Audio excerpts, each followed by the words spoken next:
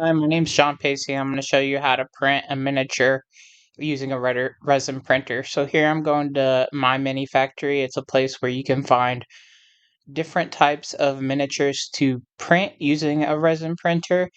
And remember, this is assuming that you have a resin printer and you have it set up. So here you can go and there's lots of minis to choose from, as you can see. Um, this dragon here looks good. It's kind of cool. It'll give you the price. It's only $3. And then underneath, it'll show you other members that have printed that. So if that's what you want to print, you would just buy it and then go to your library. I already have a lot of stuff in my library, so I'm going to go ahead and go into my library and I'm going to pick something that I want to print.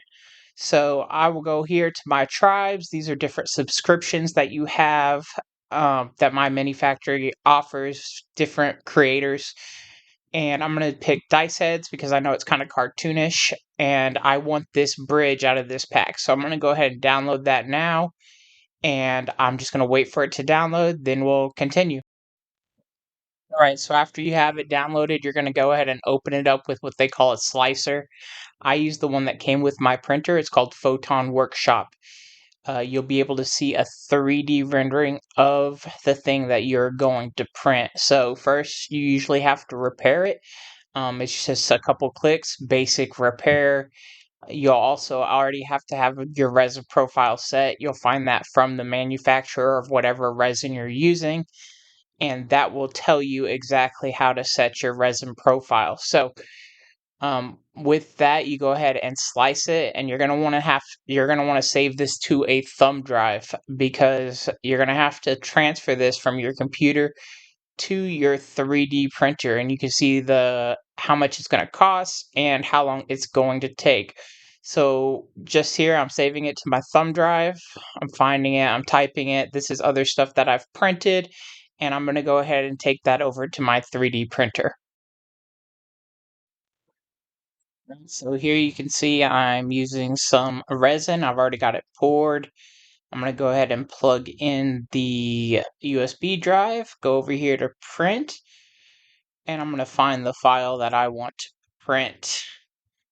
And it's the bridge right here, and I'm just going to hit play, and it's going to start moving as you see. You can see the machine start to do its work.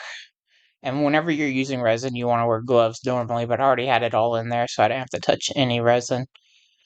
Um, and then right here, once you see it go down, you can look and it'll tell you how long the print is going to take. In this case, it's going to take 5 hours and 14 minutes until it's done. All right, when the resin is finally done, you're going to put your latex gloves on. You're going to come over here. You're going to remove it. And this is the print plate I'm taking off. You're going to go ahead and slide that down on something. Remember, you don't want to get the resin on you quite yet. The resin is kind of toxic. I'm using one of the lesser toxic ones, but it's still good to take precautions. Here we're just going to take our print and we're going to wash it, which is where we put it in a bath of isopropyl alcohol. If you don't have a machine, then you can go ahead and just wash it by hand in isopropyl alcohol.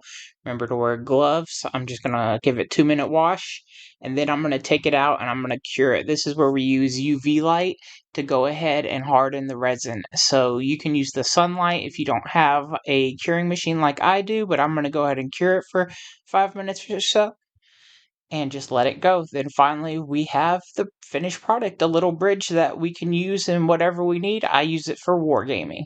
Thank you.